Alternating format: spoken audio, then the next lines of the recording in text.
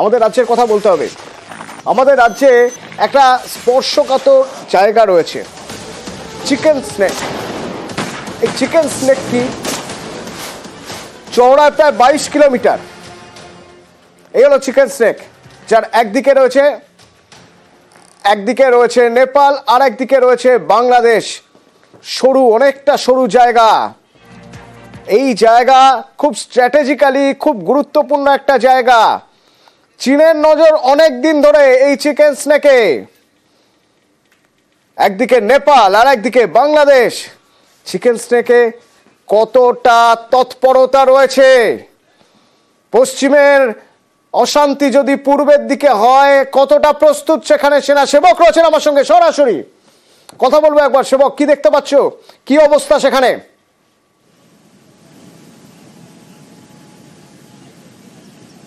একদমই দেখো, চিকেন স্নেকের কথা বারবারই উঠে আসছে যখন পাকিস্তানে প্রত্যাঘাত করেছে ভারত। আমরা দেখেছি যে এই চিকেন স্নেক তুমি যেমনটা বলছিলে কোথাও 21-22 কিলোমিটার মাত্র চওড়া, আর এর এরিয়াল ডিস্টেন্স যদি ধরি তা 130 কিলোমিটারের মধ্যে। কেন এই এরিয়াল ডিস্টেন্সের কথা বলা হচ্ছে, কেন এই সতর্কতা? আসলে এই চিকেন স্নেকের সঙ্গে উত্তর পূর্বাঞ্চলের 7টি রাজ্য ভারতের বাকি অংশের সঙ্গে যুক্ত। ফলে চিকেন স্নেককে বিচ্ছিন্ন করার হুঁশিয়ারি কিন্তু এর আগে কখনো বাংলাদেশের তরফ থেকে আমরা দেখেছি। মাঝে মধ্যে চীন এই চিকেন স্নেককে টার্গেট করেছে। এই চিকেন স্নেকের ওপরে যে অবস্থান, এটা রাজনৈতিক, ভৌগোলিক, নানা দিক দিয়ে, সামরিক দিক দিয়ে গুরুত্বপূর্ণ। এই কারণে অনেকটা স্ট্র্যাটেজিক লোকেশন। এবং এখন পাকিস্তানের সঙ্গে যে পরিস্থিতি তৈরি হয়েছে ভারতের, এরপর পাকিস্তানের দুই বন্ধু দেশ, চীন তো বন্ধু ছিলই, এর পাশাপাশি নতুন বন্ধু বাংলাদেশ। কারণ আমরা জানি হাসিনার পরবর্তী সময়ে ইউনূস সরকার তারা কিন্তু পাকিস্তানের সঙ্গে নৈকট্য বাড়িয়েছে, ঘনিষ্ঠতা বাড়িয়েছে চীনের সঙ্গে। এই পরিস্থিতিতে বাংলাদেশের মাটি কি কোনোভাবে ব্যবহার হতে পারে? চীন কি কোনোভাবে পাকিস্তানের পক্ষ নিয়ে ভারতকে কোনো বেকায়দায় ফেলতে পারে? আর এই সব নানা কারণ যদি দেখা যায়, তাতে করে দেখা যাচ্ছে চীনের নাথুলা থেকেও কিন্তু ক্ষেপণাস্ত্রের যে দূরত্ব, এরিয়াল ডিস্টেন্স, ক্ষেপণাস্ত্র হামলা কখনো হলে তার নাগালের মধ্যে কিন্তু চিকেন স্নেক। প্রতিরক্ষা বিশেষজ্ঞরাও বলছেন ভারতের জন্য চিকেন স্নেকের অত্যন্ত গুরুত্ব রয়েছে, আর তার জন্যই এখানে কিন্তু বাড়তি সতর্কতা, বাড়তি নজরদারি। কারণ এই চিকেন স্নেক বা শিলিগুড়ি করিডর, এটা কিন্তু তুমি যেমনটা বলছিলে কোথাও মাত্র 21-22 কিলোমিটার দূরত্ব। একদিকে বাংলাদেশ, একদিকে নেপাল, অন্যদিকে আমরা দেখছি একটা জায়গা। ধন্যবাদ সেবক। ঠিক এরকমই আরেকটা স্পর্শকাতর জায়গা হলো হাসিমারা এয়ারবেস। উত্তর পূর্বে কোন রকম ভাবে প্রতিবেশীরা যদি অশান্তি ছড়ানোর চেষ্টা করে, তাহলে সবার আগে রাফাল নিয়ে পৌঁছানোর জন্য এই এয়ারবেসে রাফাল, এই এয়ারবেস অত্যন্ত গুরুত্বপূর্ণ। সেই সেনা এয়ারবেস সামনে রাখতে হবে। পশ্চিমবঙ্গ সীমান্তে বাড়তি নজরদারি রাখতে হবে। তো এই এয়ারবেস সামলানোর জন্য এখানে কতটা তৎপরতা, কিরকম তৎপরতা নজর আসছে? শান্তনু রয়েছেন সরাসরি আমার সঙ্গে, একবার কথা বলবো। শান্তনু, দেখো, উত্তর পূর্ব ভারতে কিন্তু সবচাইতে বড় সেনা ছাউনি এটি। 1963 সালে এই সেনা ছাউনিটি তৈরি হয়েছে এবং বর্তমান পরিস্থিতিতে দাঁড়িয়ে এর নিরাপত্তা কিন্তু আঁটোসাঁটো করা হয়েছে।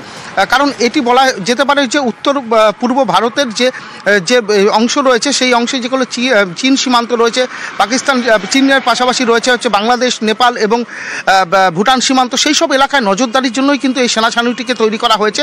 স্বাভাবিকভাবে এর সুরক্ষার দিক থেকে কিন্তু একেবারেই নিশ্ছিদ্র করা হয়েছে এবং বর্তমান পরিস্থিতির দিকে তাকিয়ে কিন্তু এখানে একটা তৎপরতা লক্ষ্য করা যাচ্ছে ভেতরে এবং বাইরেও। কিন্তু এর যে নিরাপত্তা, সেই নিরাপত্তা কিন্তু সুনিশ্চিত করা হয়েছে।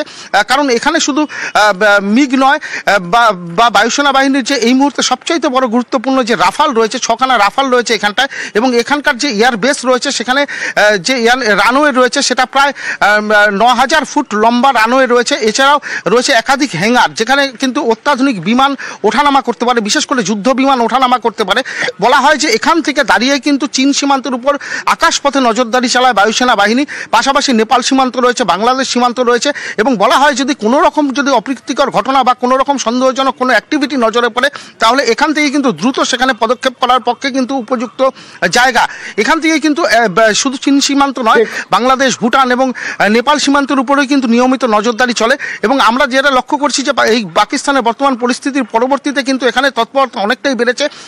আকাশপথে কিন্তু নজরদারি অনেকটাই বাড়ানো হয়েছে, বিশেষ করে স্পর্শকাতর যে সকল এলাকাগুলো রয়েছে সেই এলাকায় কিন্তু নজরদারি চলছে এবং এর ভেতরে এবং বাইরের নিরাপত্তাও কিন্তু নিশ্চিদ্র করা হয়েছে। বিশেষ করে যে এলাকার মধ্যে এই সেনা ছাউনিটি রয়েছে তার বাইরে একটা নির্দিষ্ট এলাকা পর্যন্ত কিন্তু সাধারণের প্রবেশ নেই। যদি কেউ সেখানে প্রবেশ করে থাকে তার এগেনস্টে কিন্তু তাদের যে ভিজিলেন্স বসানো রয়েছে সেখান থেকে কিন্তু পার পাওয়া কোনো রকমভাবেই মানে সম্ভব নয়। সেক্ষেত্রে কিন্তু আমরা লক্ষ্য করেছি যে আজ একজনকে আটক করেছে জিজ্ঞাসাবাদের জন্য, পাশাপাশি কিন্তু চারপাশ দিয়ে কিন্তু রীতিমতো নজরদারি চলছে এবং ভেতরে আমরা জানতে পারছি যে বিভিন্ন অ্যাক্টিভিটি শুরু হয়েছে, বিশেষ করে নজরদারি চলছে সীমান্তগুলো চরম তৎপরতা পুরোপুরি নজরে রাখা রয়েছে, পুরোপুরি নজরে রাখা রয়েছে, নজরদারি আরো বাড়ানো হয়েছে। পশ্চিমের আঁচ পূর্বে যদি পড়ে তাহলে কি হবে আগে থেকেই প্রস্তুত ভারত। বাংলাদেশের সঙ্গে আমাদের 300 কিলোমিটার সীমান্ত। আমি মিটিং এটা তুললাম আজকে এবং তারপরে এটাও বলেছি যে বাংলাদেশ ও পাকিস্তানের সমর্থন নিয়ে আমাদেরকে চোখ ধাঁধানোর চেষ্টা করছে। এটা ওদের বোঝা উচিত বাংলাদেশের যে সে বাংলাদেশকে আমরা স্বাধীন করেছিলাম, কিন্তু তারা এসব ভুলে গেছে। তাই পাকিস্তানের সাথে সাথে এই দিকটাও যেন আমাদের নজর এড়িয়ে না যায় সেটা আমরা দেখতে বলেছি। जिन्होंने ये हमला किया है उनकी कल्पना से भी बड़ी सजा मिलेगी।